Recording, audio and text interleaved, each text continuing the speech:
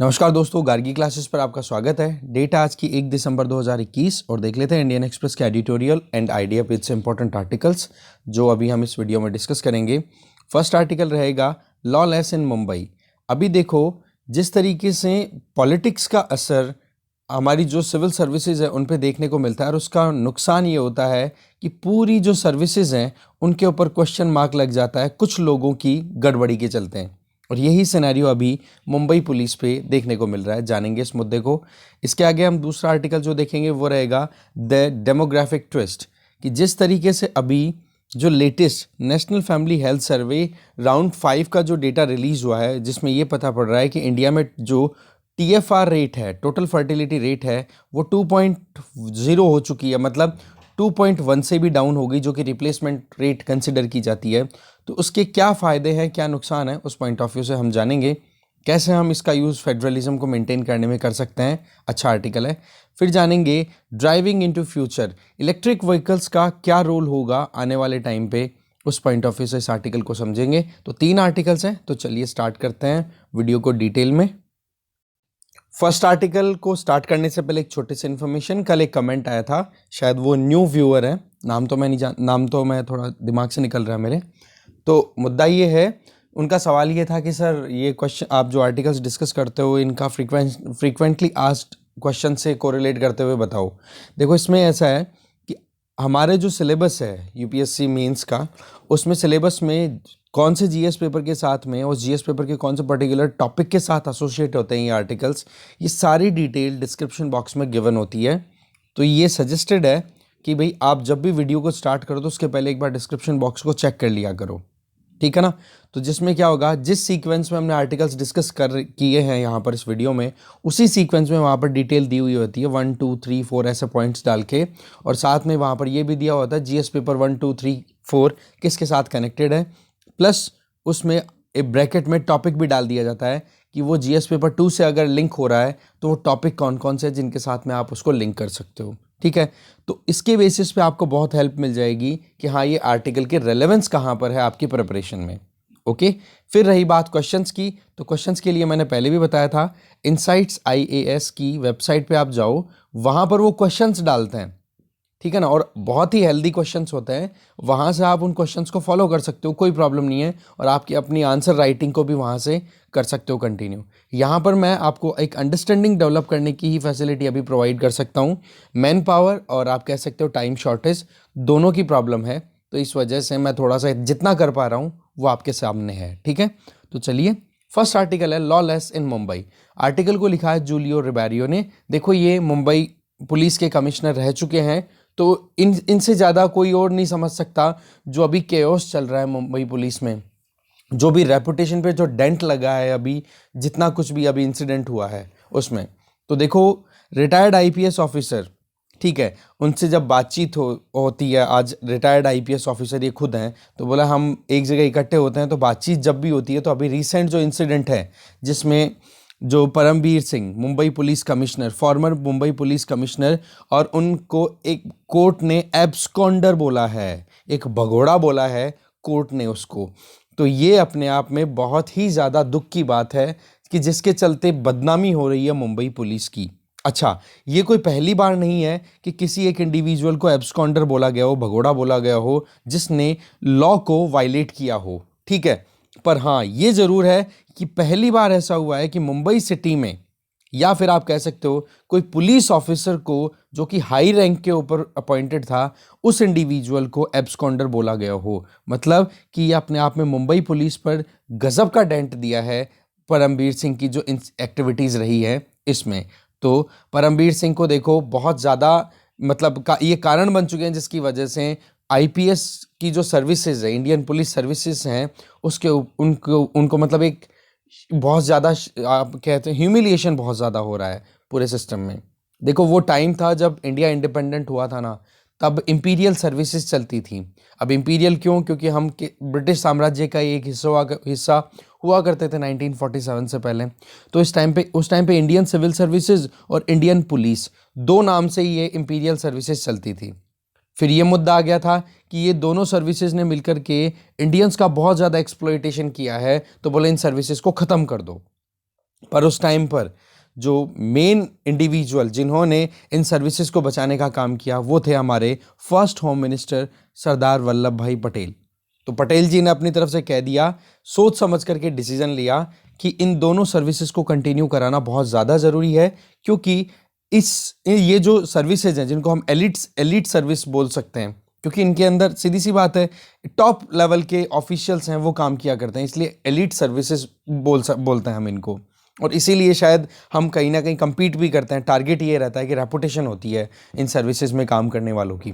तो पॉइंट क्या आता है कि सरदार वल्लभ भाई पटेल ने ये कहा कि इन सर्विसेज में जो लोग भी काम कर रहे हैं उनका एक्सपीरियंस हमें न्यूली इंडिपेंडेंट कंट्री को बहुत हेल्प करेगा, इसलिए हमें ये जो इंपीरियल सर्विसेज हैं जिनको हम इंडियन सिविल सर्विसेज और साथ में इंडियन पुलिस बोल रहे हैं, बोले इनको हमें कंटिन्यू कराना चाहिए। फिर ये देखो इनका नाम चेंज हो जाता है, इंडियन सिविल सर्विसेज को तो हमने बोलना शुरू कर दिया इंडियन एडमिनिस्ट्रेटिव सर्विसेज IAS, और IP जो इंडियन पुलिस थी उसको इंडियन पुलिस सर्विसेज बोल दिया। तो ऐसे करके IAS IPS नाम से नया सिस्टम शुरू होता है। काम था ऑलमोस्ट वही था, पर अब जो है वो पहले के कंपैरिजन में थोड़ा डिफरेंस है। कई बार ये क्वेश्चन आता है कि भाई अंग्रेजों के टाइम पे जो सिविल सर्विसेज थी या पुलिस सर्विसेज थी उनका कंपैरिजन अगर आज से करें, इंडिपेंडेंट कंट्री इंडिया से करें, तो क्या डिफरेंस आपको मिलता है? तो उसका आंसर एक तो ये रहेगा कि ब्रिटिशर्स के अंडर में जो स्टेट था, मतलब सरकार थी, वो पुलिस स्टेट थी। दैट मीन्स हर चीज में लोगों के वेलफेयर के लिए बात नहीं सोची जाती थी, वहां पर केवल और केवल इंपीरियल इंटरेस्ट को ध्यान में रखते हुए वो सर्विसेज काम किया करती थी। पर जैसे ही हम इंडिपेंडेंट हो गए तब से अब हम एक वेलफेयर स्टेट हैं, इसका मतलब अब हमें काम पब्लिक इंटरेस्ट के लिए करना है। तो इस तरीके के सिनेरियो में आज की जो सर्विसेज हैं जिनको हम सिविल सर्विसेज बोलते हैं, इंडियन IAS की बात कर लो या IPS की बात कर लो, तो इस तरीके से वेलफेयर स्टेट का आइडिया है ना, उसको प्रमोट करने के लिए ये सर्विसेज स्टार्ट हुई। तो आप देखो न्यूली इलेक्टेड रूलर्स थे, नया नया इंडिया इंडिपेंडेंट हुआ था, नए तरीके के कानून थे, बहुत मुश्किलें थी, बहुत ज़्यादा डाइवर्सिटी, बहुत सारे चैलेंजेस, उनको हैंडल करने के लिए ये जो स्टील फ्रेमवर्क है, कौन सा, इंडियन सिविल सर्विसेज का, इसको कंटिन्यू करना एक ज़रूरी चीज़ थी। और उसी चीज़ के लिए सरदार वल्लभ भाई पटेल जी को याद भी किया जाता है। तो देखो जो प्रोमिसेस थी, जो एक्सपेक्टेशंस थी, वो देखो इनिशियल डिकेड्स में तो फुलफिल हुई, क्योंकि जितना कुछ भी होना चाहिए था उसके हिसाब से, मतलब आप कह सकते हो कि इंडिया को टूटने नहीं देना, इंडिया को इंटीग्रेट बना करके रखना, स्ट्रेंथन करना, इन सारी चीज़ों में IAS IPS ऑफिसर्स का बहुत बड़ा रोल रहा है। पर टाइम जैसे जैसे बीतता है तो ये जो वेनेलिटी है, वेनेलिटी का मतलब हो गया एक वाइस, मतलब एक बुरा कर्तव्य, बुरा कर्म, जिसमें जो हायर रैंक पे जो इंडिविजुअल्स अपॉइंटेड हैं वो लोग ब्राइब लेते हैं और विलफुली अपनी सर्विसेज को बेचते हैं। मतलब एक तो सर्विस देना होता है कि गवर्नमेंट जॉब आपको मिली है, आपको प्रेसिडेंट ऑफ इंडिया ने अपॉइंट किया है, तो आपकी ड्यूटी रहती है कि आप स्टेट को प्रोटेक्ट करोगे। अब स्टेट, नेशन स्टेट अगर बात करें तो नेशन में तो जनता भी आ गई और स्टेट का मतलब सरकार भी आ गई, दोनों का इंटरेस्ट प्रोटेक्टेड होना चाहिए, और उसमें भी आप वेलफेयर स्टेट के लिए काम कर रहे हो, दैट मीन्स आपकी ड्यूटी ज़्यादा पब्लिक के टुवर्ड्स है। तो इस केस में क्या हो जाता है कि जो भी ऑफिसर्स हैं, जो भी सर्वेंट्स हैं, उनकी ड्यूटी है कि पब्लिक इंटरेस्ट को प्रोटेक्ट करे। बट जो वेनेलिटी की एक्टिविटीज थी या है, जिसमें एक आदमी अपना खुद का ज़मीर बेच देता है, जिसमें पैसों के लिए वो कुछ भी कर सकता है, ब्राइब लेता है, तो टॉप रैंकर एडमिनिस्ट्रेटर्स जो हैं या फिर लॉ एनफोर्सर्स हैं, वो शुरुआत में इस तरीके की एक्टिविटीज़ में नहीं उलझते थे। पर मुद्दा बिगड़ जाता है जब धीरे धीरे पैसों की दौड़ लगनी शुरू हो जाती है, और तब से अभी तक देखो पैसा और पॉलिटिकल पार्टीज, इन दोनों के बीच में एक गजब का कॉम्बिनेशन सेट हो रहा है, और उस कॉम्बिनेशन के चक्कर में जो सिविल सर्विसेज की डिग्निटी है, जो एक रेपुटेशन है, वो मिट्टी में मिलती चली जा रही है। तो गवर्नेंस, देखो सीधी सी बात है, सर्विसेज अगर बिगड़ रही हैं इसका मतलब गवर्नेंस भी डिटेरियोरेट होगी, और वही चीज़ है अभी कुछ स्टेट्स में कंटिन्यू थी, और बोला महाराष्ट्र भी उसी लाइन में अब लग चुका है जहां पर गवर्नेंस बहुत हद तक बिगड़ चुकी है। नहीं, मुंबई पुलिस की रेपुटेशन ही बहुत शानदार रही हुई है, ठीक है, मुंबई पुलिस की बात करो तो कहाँ पर ऑपरेट करती है वो? इंडिया की बिग कॉमर्शियल सिटी मुंबई जैसी सिटी में ऑपरेट करती है। अब वहाँ पर वो पैसे की भागदौड़ में, पैसे की होड़ में इतनी ज़्यादा बुरे तरीके से बिक चुकी है ये सिस्टम, जिसका अभी हम एक एग्जाम्पल आपके सामने, परमवीर सिंह जो कि मुंबई पुलिस के फॉर्मर कमिश्नर रह चुके हैं। तो देखो, आज नंबर ऑफ ऑफिसर्स की बात करें, आईएएस आईपीएस ऑफिसर के नंबर कितने हैं, कितने रिक्रूटमेंट होती है, कितनी पोस्टिंग होती है, तो बोले इसमें बहुत ज़्यादा अपने आप में एक रिगरस प्रोसेस के थ्रू ये सारा काम होता है, प्रॉपर मैनर में रिक्रूटमेंट होता है फिर उसके बाद में। पर आज के, और होता भी कैसे, यूपीएससी जैसी कॉन्स्टिट्यूशनल बॉडी है वो कंडक्ट करती है एग्जाम्स को और फिर बाद में अपॉइंटमेंट्स होते हैं। पर पॉलिटिकल पेट्रोनेज के चलते आज ये सर्विसेज बहुत हद तक अपनी एक्टिविटीज़ को भूल रही हैं, या फिर इन सर्विसेज में काम करने वाले कुछ ऑफिसर्स की वजह से इमेज जो है वो धूमिल होती चली जाती है। इसके अलावा एक मुद्दा ये आ जाता है कि जो स्टेट लेवल पे जो रिक्रूटमेंट्स होते हैं, स्टेट पीएससीज की बात करें, बोलो उनको भी धीरे धीरे फिर प्रमोशन मिल जाता है, तो या तो वो पुलिस सर्विसेज में चले जाते हैं या फिर वो एडमिनिस्ट्रेटिव सर्विसेज में चले जाते हैं। तो एक तो मुद्दा आ गया ये कि स्टेट सर्विसेज के इंडिविजुअल्स को इंडक्ट करना। दूसरा मुद्दा राइटर ये बोलना चाह रहे हैं कि बोले जब हम आईपीएस बने थे, ठीक है ना, उस टाइम पर 24 साल की एज लिमिट थी, तो एक जवान बंदा जब रिक्रूट होकर के जाता है तो उसका दिमाग और उसकी जो कहते हैं ना सोचने की क्षमता, एनर्जी भी फुल रहती है और सोचने की क्षमता भी बहुत ज़्यादा ब्रॉड होती है, और उसको सर्विसेज के हिसाब से अगर ट्रेन कर दिया जाए तो फिर वो अच्छा काम करने के लिए रेडी था।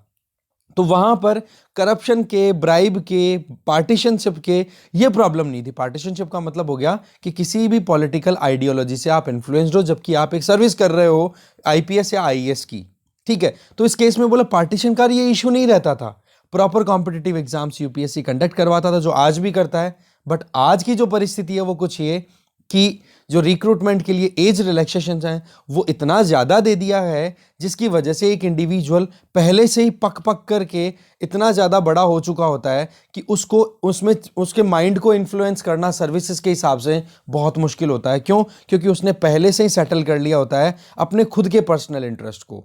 क्यों? उम्र अगर 30 साल है, 32 साल जैसे अभी हम देखते हैं, और रिजर्व कैटेगरीज को और ज़्यादा एक्सटेंशन मिलता है, तो उसका नुकसान क्या रहता है कि माइंडसेट पहले से फिक्स रहता है कि भाई मुझे क्या करना है। क्योंकि जैसा कि आपने बहुत सारे वीडियोस देखे होंगे, एक बंदा जब 24 साल की उम्र में आईएएस की सर्विसेज में एंटर होता है, वो 31 साल की सर्विसेज के बाद में जाकर के एक सेक्रेटरी, टॉप सेक्रेटरी लेवल की सर्विस तक पहुंच पाता है, जो कि टॉप आईएएस ऑफिसर हुआ करता है। तो ऐसे में 24 साल की उम्र में कोई बंदा लगता है, उसको अब मौका मिले, तो सवाल ये आ जाता है कि जो बंदा 32 साल या 30 साल की उम्र में लग रहा है, वो बंदा क्या सोचेगा? वो भी तो अपनी तरफ से रेट रेस तो लगेगी ना।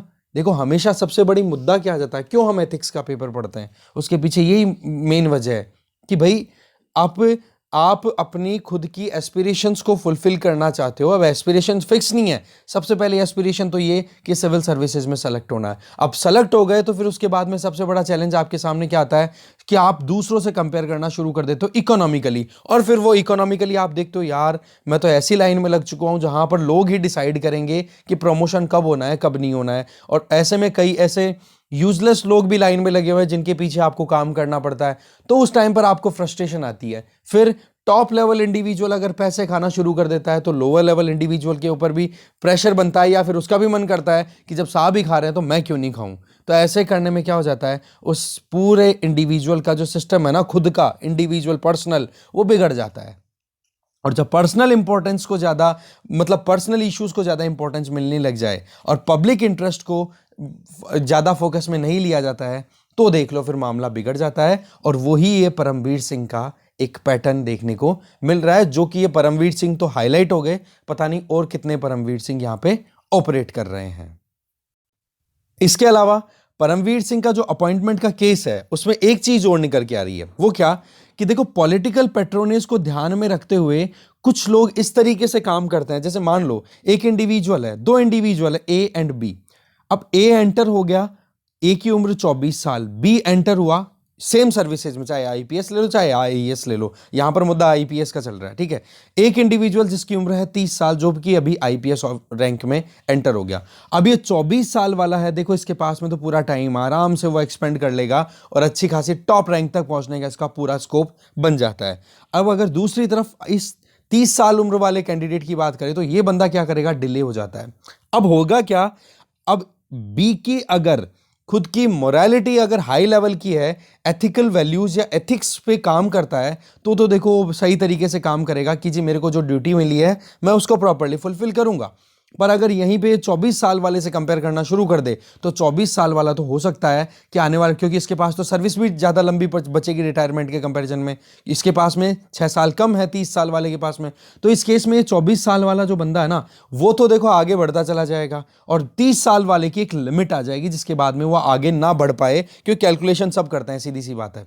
जब अपॉइंटमेंट हो जाती है तो कैलकुलेशन सब करते हैं कि कहां तक पहुंचना है। जब तक सिलेक्शन नहीं होता तब तक तो सब लोग देशभक्ति की बातें करते हैं कि जी मैं ये सर्विस करूंगा, एंथुजियाज्म होता है। पर जब एक बार सिलेक्शन हो जाता है ना, उसके बाद में दिमाग लगना शुरू होता है कि मेरी क्या रैंक है, मेरे ऊपर बैठा हुआ मेरे से काबिल है कि नहीं, और मेरे को सैलरी क्या मिल रही है और प्रमोशन कितना मिल चुका है, राइट। तो ये चीजें जब सोचनी शुरू कर देता है ना, तो 30 साल वाला अपने आप को कहीं ना कहीं एक कह सकते हैं डिसएडवांटेज्ड फील करेगा कि यार मैं तो वाकई में पीछे रह गया। अब ये 30 साल वाला अगर थोड़ा सा भी अपने बिहेवियर को कंट्रोल नहीं कर पाया, अपने एटीट्यूड को कंट्रोल नहीं कर पाया, तो उस केस में पॉलिटिकल पार्टीज इसको अप्रोच करेगी। देख सीधी सी बात है, उम्र तेरी इतनी है, प्रमोशन तेरे को चाहिए है, बोल हमारे साथ अलायंस करे, तो देख हमारी पार्टी जैसे ही सरकार में आए तेरे को हम अच्छी खासी पोस्ट दे देंगे, तुम हमारे फेवर के काम करते रहना बस। और यही होता है। इसके चलते पॉलिटिकल पैट्रोनेज के चलते सर्विसेज में कुछ इंडिविजुअल्स री एंटर होते हैं, कुछ इंडिविजुअल्स प्रमोशन लेते हैं और पावर अपने हाथ में लेते हैं, और वो पॉलिटिकल बॉसेस की जो जरूरतें हैं उनको फुलफिल करते रहते हैं, अपने आप को बेचते रहते हैं। इसी को वैनिलिटी बोलते हैं, इसी को वैनिलिटी बोलते हैं। इसके अलावा लॉबिंग करना, ये सारे मुद्दे और आगे चलते रहते हैं कि जी किसी भी मुद्दे को लेकर के लॉबिंग करना, ग्रुप बना करके प्रेशर बना देना एक तरीके से। तो बोले ये ही सबसे बड़ा चैलेंज है कि एक तो उम्र का एक्सटेंशन आ गया, पॉलिटिकल पैट्रोनेज। इसीलिए हमें एथिक्स का पेपर पढ़ाया जाता है कि भाई तुम थोड़ा बहुत तो समझो। अगर 1000 जनों का रिक्रूटमेंट होता है यूपीएससी में, तो मतलब यूपीएससी के एग्जाम के बेसिस पे डिफरेंट एग्जाम्स में, तो कम से कम 100-200 जने भी थोड़े ढंग के हो जाएंगे तो ये सिस्टम ढंग से चलता रहेगा, ठीक है ना। तो यही बात है। बोले मुंबई सिटी की पुलिस ने जिस तरीके की अभी सिचुएशन फेस की है ना, वो अनप्रेसिडेंटेड थी, शॉकिंग थी अपने आप में, ठीक है। फिर देखो मुद्दा आ जाता है, ये केस क्या है। केस आपको पता होगा पूरा अच्छे से कि अभी आपको पता है मुकेश अंबानी के घर के बाहर एक जेलेटिन स्टिक्स रखी हुई एक स्कॉर्पियो कार वहाँ से बरामद होती है। फिर उस बरामद हुई कार का इन्वेस्टिगेशन होता है, ये कार किसकी है। मुकेश अंबानी को थ्रेट था, टेररिस्ट थ्रेट था, क्या उनको पर्सनल कोई हार्म पहुंचाने का थ्रेट था, समथिंग ऐसे बात हुई। फिर उसके बाद में इन्वेस्टिगेशन हुई तो पता पड़ा कि वहाँ पर एनसीपी की जो होम मिनिस्टर, अभी देखो कोalition गवर्नमेंट चल रही है उद्धव ठाकरे की, तो उसमें NCP national Congress party, Sharad Pawar की जो पार्टी है, जिसमें अनिल देशमुख वो होम मिनिस्टर हुआ करते थे, उनका हाथ भी उसमें मिला। फिर एक इंडिविजुअल का और नाम आता है सचिन वाजे, जो कि वहाँ पर फिरौती मांगने के लिए जाता था, हफ्ता मंथली बेसिस पे 100 करोड़ का टारगेट दिया हुआ था मुंबई में कि रेस्टोरेंट, बार और ये जो भी इलीगली काम कर रहे हैं बस उनको ट्रैप करो और उनसे पैसा झापो। इकट्ठा किया पैसा और फिर उसके बाद में अब देखो सीधी सी बात है, सचिन वाजे जैसे इंडिविजुअल को अगर ये एम्पावर, सचिन वाजे जिसका खुद का ट्रैक रिकॉर्ड पहले से बिगड़ा हुआ है, जो सस्पेंडेड है पहले से, उसको रीइंट्रोड्यूस किया जाता है सर्विसेज में। फिर उसके बाद में ऊपर बैठे रहते हैं परमवीर सिंह जी, जिनका नाम अभी हम देख रहे हैं, ठीक है। तो उनका भी मुद्दा सामने आ गया कि इनका कितना इन्वॉल्वमेंट था। ये सारी जो आप कह सकते हो कि जो भी एक्टिविटीज हो रही है ना, ये पैसा लेने देने का, ठीक है, ये पूरा एक स्कैम निकल के आ रहा बड़ा सारा, ठीक है ना। तो मुद्दा यहां पर क्या आ जाता है कि जी पॉलिटिकल पेट्रोनेज को लेते हुए सर्विसेज, वही बात आ जाती है। देखो criminal, politics and civil servants का एक नेक्सस, और ये नेक्सस जब बन जाता है ना, तो किसी के बस की बात नहीं है आपके सिस्टम में जो प्रॉब्लम्स हैं उनको सॉर्ट आउट करने में। और वही प्रॉब्लम अभी मुंबई पुलिस के सामने देखने को मिल रही है। वैसे तो परमवीर सिंह के खिलाफ में जो हियरिंग थी उसको देखो एक बार तो सुप्रीम कोर्ट ने पोस्टपोन किया था।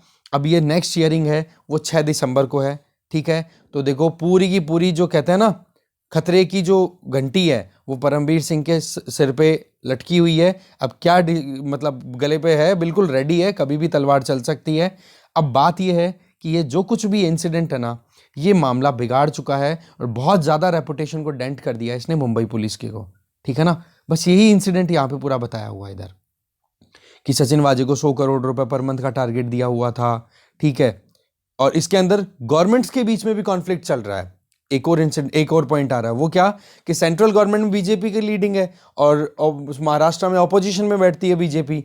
तो जिस तरीके से स्टेट गवर्नमेंट अपने लिए स्टेट पुलिस का काम में लेती है ना, उसी तरीके से सेंट्रल गवर्नमेंट भी अपनी पावर को एक्सरसाइज करने के लिए सीबीआई, एनफोर्समेंट डायरेक्टरेट, इनका यूज करती है। तो ये और एक अपने आप में कॉन्फ्लिक्ट चलता है, ठीक है ना। बाकी तो यही चीजें हैं जो हमने ऑलरेडी देख ली, मेन मुद्दा जो था हमने देख लिया। तो ये एथिक्स के पेपर से भी कनेक्ट हो जाए, बाकी आप देख लो, डिस्क्रिप्शन बॉक्स में पहले देखा करो। ओके, आगे चलते हैं हम। नेक्स्ट आर्टिकल है द डेमोग्राफिक ट्विस्ट। आर्टिकल को लिखा है सोनाल दे देसाई और देबाशीष बारिक ने। देखो ये चीज ठीक है कि सफलता हर कोई चाहता है, पर सफलता हमेशा अपने साथ में चुनौतियां भी लेकर के आती है। एग्जैक्टली आपके लिए भी, जब आप आईएएस आईपीएस जो भी आप सर्विसेज में जाओगे, तो वो एक दिन तो आपको सफलता का टेस्ट आएगा, तब आप फील करोगे कि अरे वाह क्या चीज़ हाथ लग गई। पर जब हम उस चीज़ को रियलाइज़ करेंगे धीरे धीरे टाइम के साथ में, तो पता पड़ेगा कि बेटा नए चैलेंजेस हैं अब ज़िंदगी में, अभी तो बहुत कुछ करना बाकी है। तो एग्जैक्टली वही चीज़ यहाँ पर है कि सक्सेस अपने साथ में चैलेंजेस लेकर के आती है। एक चैलेंज तो ये कि भाई जो जीत हमें मिली है उसको हम कैसे पचाएंगे, एक्सेप्ट कैसे करेंगे, और दूसरा चैलेंज कि भाई पच भी गई तो उस जीत के साथ में हमें कंटिन्यू कैसे करना है। एग्जैक्टली वही चीज कि बिल गेट्स अगर पैसे वाला बनता है, वॉरेन बफेट अगर सबसे ज्यादा पैसे वाला बन जाता है, तो उसकी सबसे बड़ी हेडेक ये है कि भाई सबसे टॉप रैंकर मैं बन चुका हूं, अब मेरे लिए चैलेंज क्या है, इस टॉप रैंक को मेंटेन कैसे रखूं, राइट। तो उसके साथ जीना और उस जीत को जीना, जीत को एक्सेप्ट करना और उसके साथ में जीना, ये दो बड़े चैलेंजेस है। एग्जैक्टली वही चीज हम यहाँ पे अप्लाई कर सकते हैं नेशनल फैमिली हेल्थ सर्वे 5 के हिसाब से, क्योंकि इसके बेसिस पे देखें तो टोटल फर्टिलिटी रेट इंडिया की 2.0 हो चुकी है, 2% आ चुकी है, जो कि रिप्लेसमेंट लेवल से भी नीचे हो गई है। रिप्लेसमेंट लेवल आप देखो तो कितना है, 2.1 TFR की। अगर टोटल पॉपुलेशन के हिसाब से कैलकुलेट करें तो एक औरत अपनी रिप्रोडक्शन एज में, जो कि नॉर्मली अगर बायोलॉजिकल देखें तो 15 से 45 साल की उम्र मानी जाती है, और लीगली देखें तो 19 से 45 साल। लीगली क्यों? क्योंकि हमारे 18 साल की उम्र शादी की मानी जाती है ना, तो उस पॉइंट ऑफ व्यू से तो 18 से 45 साल की उम्र के बीच की जितनी भी औरतें हैं, उन मतलब 18 से 45 साल की उम्र के टाइम पे एक औरत अपनी पूरी जिंदगी में इंडिया में एवरेज अगर 2.1 बच्चे पैदा करती है, एवरेज बोल रहा हूं, मतलब सभी औरतों पे कैलकुलेट होगी है, राइट। तो 2.1 बच्चे अगर पैदा करती है, that is total replacement rate, मतलब दो माँ बाप की जगह 2 बच्चे लेने के लिए तैयार हैं। तो अभी इंडिया की जो TFR रेट है वो तो और भी कम हो गई। इसका ये जो डेटा है ये अवेलेबल है 29 स्टेट्स एंड यूटीज के बेसिस पे। इनमें से कई तो ऐसे स्टेट्स हैं जहां पर, जैसे आप देख सकते हो कि सारे के सारे सदर्न स्टेट्स में आप देख सकते हो, मेनली कंप्राइजिंग ऑफ तेलंगाना को भी साउथ इंडिया में ले लो, आंध्र प्रदेश में भी ले लो, कर्नाटका आ गया, और इसके अलावा 2 और हो गया आपके तमिलनाडु और केरला, ठीक है। तो ऐसे में वहां पर TFR चल रही है 1.7 से 1.8, जो कि आप यूरोपियन कंट्रीज से मैच कर सकते हो। इसके अलावा जो ज़्यादा रिप्लेसमेंट या ज़्यादा फर्टिलिटी रेट वाले जो स्टेट्स हैं, वहाँ पर भी रिप्लेसमेंट मतलब जो रिप्रोडक्शन रेट है वो बहुत कम हुई है। जैसे कि बिहार और उत्तर प्रदेश की बात करें तो 2015-16 से 2019-20 के बीच में यूपी और बिहार की अगर बात करें तो यूपी में TFR 2.7 से 2.4 पहुंच गया, और बिहार में 3.4 से 3 तक पहुंच गया। इसका मतलब यूपी बिहार जहां पर फर्टिलिटी रेट ज़्यादा है, वहां पर भी टोटल फर्टिलिटी रेट रिड्यूस हुई है। पिछला जो नेशनल फैमिली हेल्थ सर्वे का राउंड 4 था, उसके कंपैरिजन में नेशनल फैमिली हेल्थ सर्वे 5 की अगर बात करें, मध्य प्रदेश, राजस्थान, ये 2 तो ऐसे हैं जो कि एग्जैक्टली नेशनल लेवल पे जो अभी टोटल फर्टिलिटी रेट चल रही है उसके इक्विवेलेंट परफॉर्म कर रहे हैं। तो एक तरफ सक्सेस मिल गई हमें कि भाई पॉपुलेशन को कंट्रोल करने के लिए हमें TFR रेट को रिप्लेसमेंट लेवल तक लेकर के आना है। पर मुद्दा क्या हो जाता है, जब TFR या फर्टिलिटी रेट डिक्लाइन करती है ना, तो बच्चों की संख्या कम हो जाती है, बूढ़े अपने आप बूढ़ों की संख्या बढ़ जाती है, क्योंकि ज़्यादा माँ बाप कम बच्चे, तो माँ बाप तो एक ना एक दिन बूढ़े होंगे, फिर इसके चक्कर में क्या हो गया, उन माँ बाप को सपोर्ट देने के लिए बच्चों की संख्या क्या हो जाती है, कम। तो इसका मतलब क्या हो गया, जो रिस्पॉन्सिबिलिटी है कि जो एजिंग पॉपुलेशन है उसको कैसे टेक ओवर किया जाए, उसको कैसे मेंटेन रखा जाए, उनको कैसे हम हेल्प कर सकते हैं, सपोर्ट कर सकते हैं, वो सबसे बड़ा चैलेंज हो जाता है। आज अगर देखो डेमोग्राफिक ट्रांजिशन की अगर बात कर रहे हैं हम ना, डेमोग्राफिक ट्रांजिशन का मतलब पॉपुलेशन में जो चेंजेस आ रहे हैं उसमें, तो केरल तमिलनाडु ऐसे दो स्टेट्स हैं जहां पर ऑलरेडी ये एजिंग पॉपुलेशन का मुद्दा है वो हाईलाइट हो रहा है। अगर हम देख लें कि नेशनल स्टैटिस्टिकल ऑफिस एनएसओ के हिसाब से अगर देखें तो यहां पर आप देख सकते हो इंडिया में 60 से ज़्यादा एज के कितने लोग हैं, टोटल पॉपुलेशन का 8.6%। ये लिखते जाना है, डेटा थोड़ा काम आएगा आपके, ठीक है। और जो कि 2011 के हिसाब से सेंसस में देख रहे हैं, और 2011 की सेंसस में ही आप देखो कि केरला में 60 से ज़्यादा उम्र के लोग कितने थे, 12.6%, तमिलनाडु में 10.4%, जो कि 2031 आते आते एक्सपेक्टेड है कि केरला में तो 20%, 21% के लगभग 60 से ज़्यादा उम्र के हो जाएंगे, और यहाँ पर 18% हो जाएंगे तमिलनाडु में। तो मुद्दा क्या आ रहा है, बुढ़ापे की उम्र ज़्यादा बढ़ रही है, मतलब बूढ़े लोगों की संख्या ज़्यादा होती चली जा रही है। तो ये जो स्टेट्स हैं जिनको हम प्रॉस्पर मानते हैं, इनकी प्रॉस्पेरिटी किस पे डिपेंड करती है, जब ये उम्र धीरे धीरे बढ़ती चली जाएगी तो वो आ जाती है माइग्रेंट लेबर्स पे, कि यूपी, बिहार, झारखंड, उड़ीसा, इन स्टेट्स में फर्टिलिटी रेट ज़्यादा है, पॉपुलेशन ज़्यादा है। तो इस केस में यहाँ के जो लोग हैं अपने जॉब के लिए क्या करते हैं, अपने घरों को छोड़ करके और इन सदर्न स्टेट्स में जाकर के काम करते हैं। और ये चीज़ बिल्कुल क्लियर हुई है कि इन सदर्न स्टेट्स में जितना भी कंस्ट्रक्शन मैन्युफैक्चरिंग का काम हो रहा था ना, जिसमें कि सेमी स्किल्ड वर्कर्स की ज़रूरत थी और वो काम कर रहे थे, और वो सारे के सारे माइग्रेंट्स ही थे। तो मुद्दा यहाँ पर जो हाईलाइट कर रही है राइटर वो ये कि जो स्टेट्स प्रॉस्पर हैं, जिन स्टेट्स में ऑलरेडी डेमोग्राफिक ट्रांजिशन के पॉइंट ऑफ व्यू से देखें तो फर्टिलिटी रेट डिक्लाइन कर चुकी है, जहां की पॉपुलेशन एजिंग पॉपुलेशन है वो इंक्रीज हो रही है, तो वहां पर अब इकोनॉमिक प्रॉस्पेरिटी कैसे कंटिन्यू हो रही है, उसके पीछे कंट्रीब्यूशन इन माइग्रेंट्स का है। और ये चीज अच्छे से क्लियर हो गई कोविड के टाइम पे, जब ये रिवर्स माइग्रेशन देखने को मिला था, जब लॉकडाउन हुआ था। तो बोले बिहार, यूपी और उड़ीसा ये ऐसे स्टेट्स हैं वहां से ज्यादा माइग्रेंट्स जाते हैं इन सदर्न स्टेट्स में काम करने के लिए, और उन्हीं की इकोनॉमिकल एक्टिविटीज में पार्टिसिपेशन की वजह से सदर्न स्टेट जो हैं वो अपनी इकोनॉमिक प्रॉस्पेरिटी इंश्योर कर पा रहे हैं। इसका मतलब क्या हो गया कि हमें इन स्टेट्स को पनिश नहीं करना चाहिए, नहीं तो क्या होगा कि हमें और ज्यादा भुगतान देना पड़ेगा, जिस तरीके से चाइना का हमारे पास में एक्सपीरियंस ऑलरेडी अवेलेबल है। जैसे चाइना ने वन चाइल्ड पॉलिसी स्टार्ट की 1970s 80s में, उसके बाद में 2016 में टू चाइल्ड पॉलिसी स्टार्ट कर दी, और अभी भी पॉपुलेशन फिर से बढ़ नहीं रही है क्योंकि बूढ़े ज्यादा हो गए वहां पे, तो अब 3 चाइल्ड पॉलिसी स्टार्ट कर दी है 2021 में। तो इससे ज्यादा बढ़िया एक्सपीरियंस हम कहां से ले सकते हैं।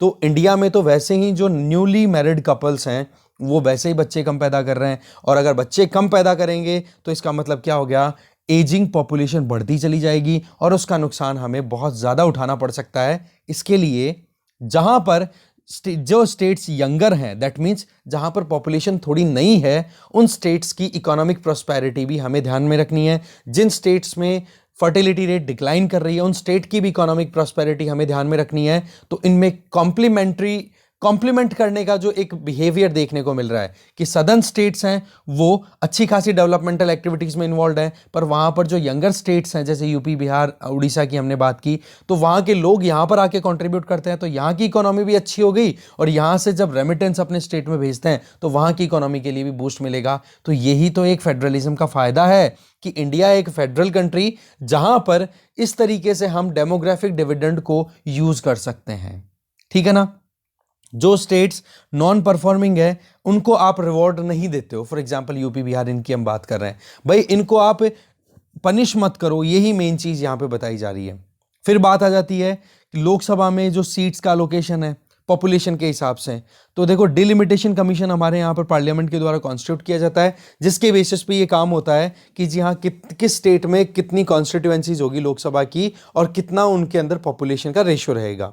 तो 1971 की सेंसस पे फ्रीज कर दिया था 42nd कॉन्स्टिट्यूशनल अमेंडमेंट एक्ट के बेसिस पे इमरजेंसी पीरियड था, उस टाइम पे 42nd constitutional amendment act of 1976 आया था। उसी टाइम पे 1971 की जो सेंसस हुई थी उसी के आधार पे लोकसभा की सीटों को फिक्स कर दिया था कि हाँ भाई इस स्टेट में इतनी सीटें रहने वाली हैं।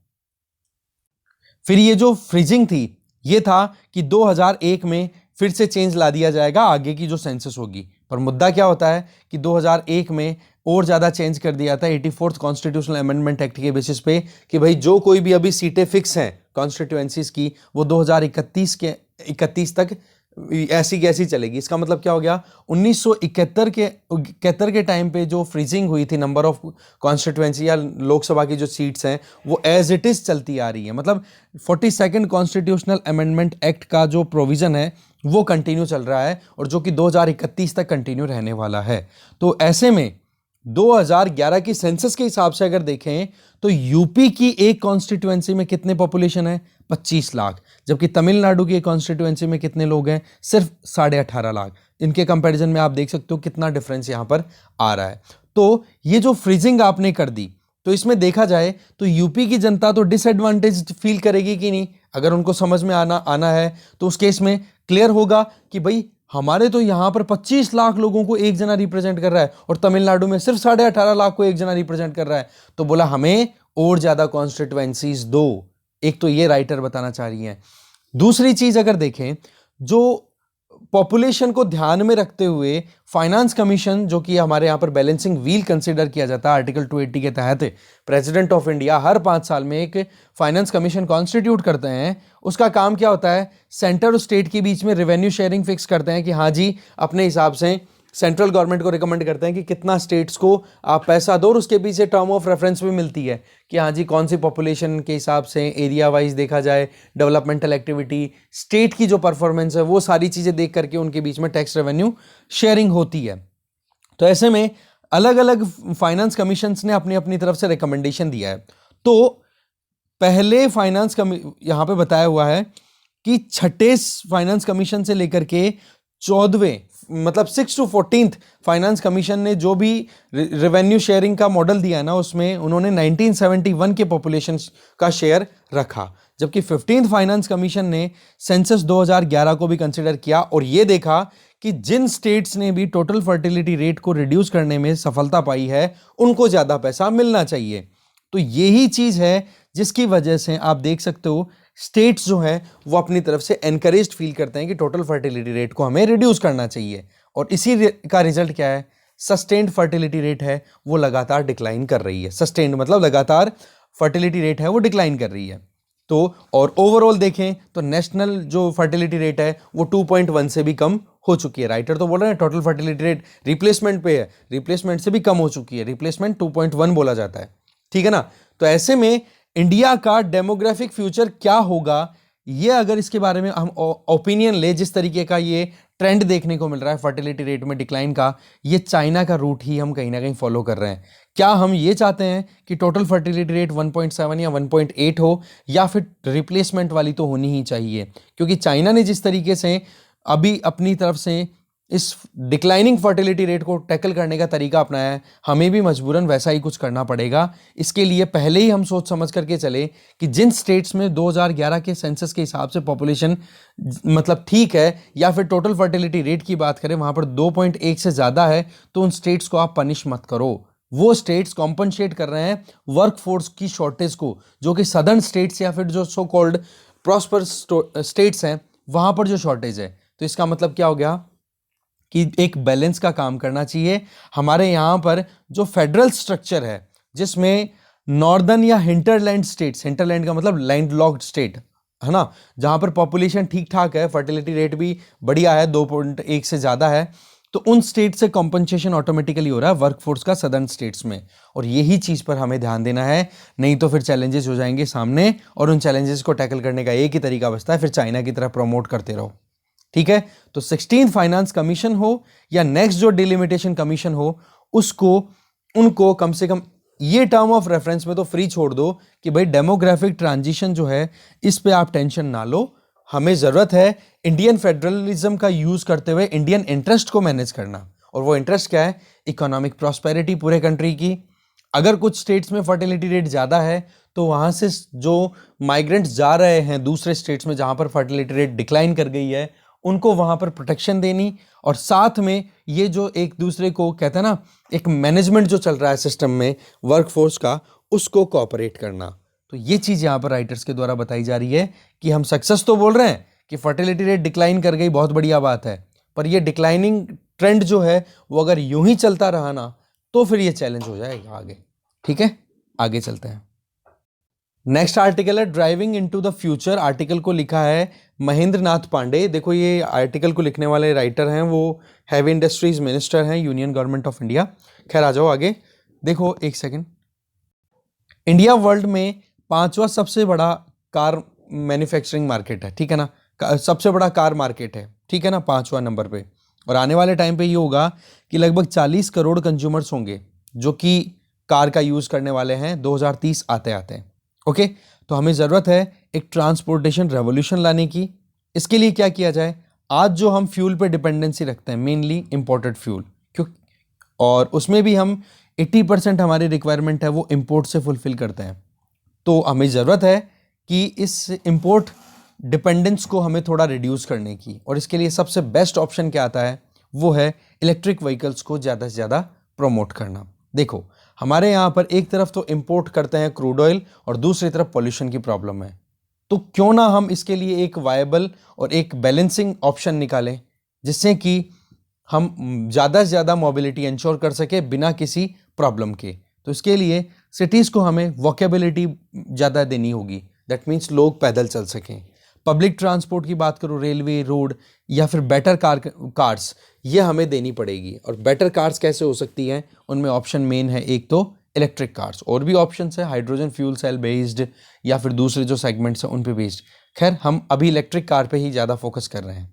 तो इलेक्ट्रिक मोबिलिटी पे ट्रांजिशन की बात करें तो इसके लिए देखो एक ग्लोबल इनिशिएटिव चल रहा है, that is electric vehicle 30 at 30 campaign. इसमें क्या है कि 2030 आते आते वर्ल्ड में जितनी भी कारें बिकें वो उनमें से लगभग 30% तो कम से कम इलेक्ट्रिक व्हीकल होने चाहिए, ज़्यादा हो तो बहुत ही बढ़िया। और इसी को हम प्रमोट कर रहे हैं हमारे यहाँ पर भी, इसी चीज़ को लेकर के 2030 तक, कि भाई कैसे भी करके इलेक्ट्रिक व्हीकल्स हम ज़्यादा से ज़्यादा रोड पर ला सकें। ठीक है, तो इसके लिए देखो 5 एलिमेंट का पंचामृत करके हमारे प्राइम मिनिस्टर नरेंद्र मोदी जी ने ग्लासगो में अभी COP26 में अपनी तरफ से अनाउंसमेंट भी दिया, जिसमें एक तो ये था कि हम रिन्यूएबल एनर्जी का जो कंट्रीब्यूशन है, टोटल इंस्टॉलेशन कैपेसिटी की बात करें वो 50% तक लेकर के आ जाएंगे। 2030 तक जितना भी हम कार्बन एमिशन करेंगे उसमें से 1 बिलियन टन का रिडक्शन देखेंगे। नेट जीरो टारगेट हमने 2070 का फिक्स कर दिया। तो ये मुद्दे क्या हैं सारे के सारे, कैसे भी करके सेल्फ सफिशिएंसी एनर्जी वाइज, और साथ में पोल्यूशन का जो मुद्दा है उसको टैकल करना, ग्लोबल वार्मिंग को टैकल करना, क्लाइमेट चेंज को टैकल करना। उसमें इंडिया अपनी तरफ से अपने पूरे टारगेट्स फिक्स कर चुका है और उस पर काम भी कर रहा है। और ये मुद्दे मेन थीम क्या है इसकी, पेरिस क्लाइमेट चेंज एग्रीमेंट, जो कि 2015 में फाइनलाइज हो गया था। खैर उस पर रूल रेगुलेशन फाइनलाइज होने में टाइम लग रहे हैं, इस वजह से अभी तक भी उसी पे COP26 तक पहुंच गए, जबकि पेरिस एग्रीमेंट था COP21। ठीक है ना, तो ऐसे में डिले हो रहा है, पर फिर भी इलेक्ट्रिक व्हीकल्स को प्रमोट करें तो इसका फायदा क्या हो सकता है। देखो सबसे पहली चीज, क्रूड ऑयल पे डिपेंडेंसी कम हो जाएगी, पोल्यूशन कम हो पाएगा। दूसरी चीज अगर देखें, इलेक्ट्रिक व्हीकल मैन्युफैक्चरिंग अगर इंडिया में हम जनरेट करते हैं तो देखो इससे जॉब क्रिएशन होगी, कितने लोगों को रोजगार मिलेगा। इससे क्या होगा कि हमारी जो जरूरतें हैं वो हम खुद से पूरी करेंगे, तो फिर जो इंटरनेशनल इश्यूज को लेकर के जो क्रूड ऑयल में वल्नरेबिलिटी रहती है जिसकी वजह से महंगाई चलती रहती है, वो भी हम बहुत हद तक कंट्रोल कर पाएंगे। ठीक है, रैपिड ग्रोथ अगर इलेक्ट्रिक व्हीकल्स की हम चाहें तो इसके अंदर सबसे इंपॉर्टेंट रोल आ जाता है बैटरीज का। अगर ओवरऑल देखें ना हम कि 2020 से 2030 के बीच में इंडिया के अंदर इंडिया में जितनी भी कार्स आएंगी या जितने भी इलेक्ट्रिक व्हीकल्स लॉन्च होंगे तो उनका अक्यूमुलेटिव रिक्वायरमेंट कितना होगा बैटरीज का, वो रहेगा 900 से 1100 गीगावाट आवर। ठीक है ना, तो बैटरी कैपेसिटी हमें बहुत ज़्यादा डेवलप करनी होगी, ये सबसे बड़ी बात है। इसके अलावा अगर देखें तो 2020 में ग्लोबली जितने व्हीकल्स प्रोड्यूस हो रहे हैं उनमें से 2.6% तो इलेक्ट्रिक व्हीकल्स ही आ रहे हैं मार्केट में, जो कि अभी धीरे धीरे बढ़ते ही जाएंगे, उसमें कोई डाउट नहीं है, क्योंकि सभी कंट्रीज ने अपने अपने रेजोल्यूशन ले रखे हैं। अभी अगर देखें तो इंडिया जितना भी इलेक्ट्रिक व्हीकल या इलेक्ट्रिसिटी से रिलेटेड जो भी काम करता है ना, जैसे इलेक्ट्रॉनिक इक्विपमेंट, जैसे कि हम स्मार्टफोन की बात करें, लैपटॉप्स की बात करें, तो उसमें भी तो हमें लिथियम आयन बैटरी यूज़ करनी होती है। तो अभी हम लगभग $1 बिलियन का लिथियम आयन बैटरी का कंटेंट है वो इंपोर्ट ही करते हैं। ये 2021 की बात है। तो हमें अगर इलेक्ट्रिक व्हीकल्स का बेस बढ़ाना है, इलेक्ट्रॉनिक मैन्युफैक्चरिंग हब बनना है, तो उसके लिए देखो बैटरी के लिए हमें ऑप्शंस एक्सप्लोर करने होंगे, नए सेगमेंट तैयार करने होंगे, जिससे कि एक इलेक्ट्रॉनिकली या बैटरी पॉइंट ऑफ व्यू से देखें तो ग्लोबल मैन्युफैक्चरर बन सकें और एक्सपोर्ट करें, ना कि हम इंपोर्ट करें। आज जो लेवल चल रहा है ना बैटरीज का प्रोड्यूस करने का, वो गीगा फैक्ट्रीज या टेरा फैक्ट्रीज में, मतलब 10⁹9 या 10⁻12 के सेगमेंट में प्रोडक्शन की बात चल रही है। ठीक है, अगर रीसेंट टेक्नोलॉजी डिस्रप्शन देखें, मतलब नई जो टेक्नोलॉजीज आ रही हैं, उसमें मेन जो टारगेट है वो यही कि सस्टेनेबल डेवलपमेंट्स को हम अचीव कर सकें। देखो सस्टेनेबल डेवलपमेंट गोल वैसे भी मोबिलिटी पॉइंट ऑफ व्यू से आप देखो तो यूनाइटेड नेशन के द्वारा जो 2015 में एसडीजीज फिक्स किए गए हैं 2030 तक अचीव करने के लिए, उनमें मोबिलिटी का भी एक सेगमेंट पड़ा है। तो उस केस में इलेक्ट्रिक व्हीकल्स का भी है, पॉल्यूशन फ्री एनवायरनमेंट बनाना है, ये सारी चीज़ें उसमें अवेलेबल है। तो ऐसे में ई मोबिलिटी प्रोमोट करने के लिए हमें और ज़्यादा एक्सेलरेटेड मैनर में काम करने की ज़रूरत है, जिससे कि हमने ऑलरेडी टारगेट भी फिक्स किया है। वो क्या कि 2030 आते आते हैं 450, अब वैसे तो 500 गीगावाट कैपेसिटी बोल दिया गया है ग्लासगो में जो ये अभी COP26 हुआ है। इसके अलावा पर कैपिटा इनकम भी राइज करना चाहते हैं, तो इसके लिए देखो मोबिलिटी लगातार बढ़ेगी। मोबिलिटी, इलेक्ट्रॉनिक डिवाइसेस का consumption, for example mobile phones, UPS, laptop, power banks, तो ये भी बढ़ेगा। तो इसके लिए हमें क्या करना होगा, कुछ एडवांस केमिस्ट्री बैटरीज को डेवलप करना होगा। जो रिसोर्सेज हमारे यहाँ पर नेचुरली अवेलेबल हैं, उनसे ही अगर बैटरी प्रोडक्शन होना शुरू हो जाए, या फिर जिन भी टेक्नोलॉजीज़ को हम और ज़्यादा एफिशिएंट बना सकते हैं जिससे कि हमें लॉन्ग टर्म में और बेनिफिट मिले, तो वो चीज़ हमें करने की ज़रूरत है। तो 21st सेंचुरी में अगर लार्जेस्ट अपॉर्चुनिटी कुछ है ना, तो वो यही है कि हमें एडवांस्ड बैटरीज को प्रोड्यूस करने का सेगमेंट और ज़्यादा एक्सपेंड करना होगा। इसके लिए देखो गवर्नमेंट अपनी तरफ से इलेक्ट्रिक व्हीकल के इकोसिस्टम को प्रमोट करने के लिए हर एक सेगमेंट में स्कीम चला रही है, जैसे कि फेम स्कीम, जिसमें faster adoption and manufacturing of electric vehicles, इसमें 10,000 करोड़ रुपए के इन्वेस्टमेंट की बात की जा रही है। इसके अलावा प्रोडक्शन लिंक्ड इंसेंटिव स्कीम, जिसमें कि advance chemistry cells, that means batteries को प्रोड्यूस करने की बात की जा रही है। इसके अलावा प्रोडक्शन लिंक्ड इंसेंटिव स्कीम, जिसके बेसिस पे ऑटो एंड ऑटोमेटिव कंपोनेंट्स को प्रोडक्शन को प्रमोशन करना, जिसमें 25,938 करोड़ रुपए तक का खर्चे की बात की जा रही है।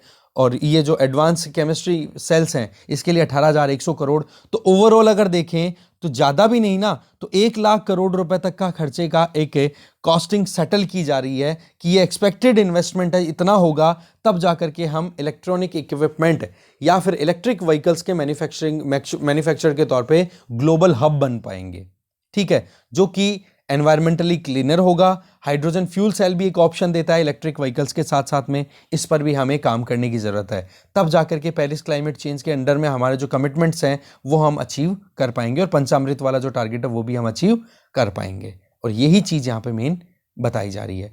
तो टारगेट मतलब जो प्रॉब्लम है, जो मुद्दा है, वो अभी हमारा कमिटमेंट क्या है, इशू क्या है वो, और सॉल्यूशन क्या है वो भी हमने पूरा देखा इस पूरे सेगमेंट में। ठीक है, तो इस डिस्कशन में जो भी कंटेंट था वो हमने डिटेल में देख लिया है। Thank you very much for watching this video.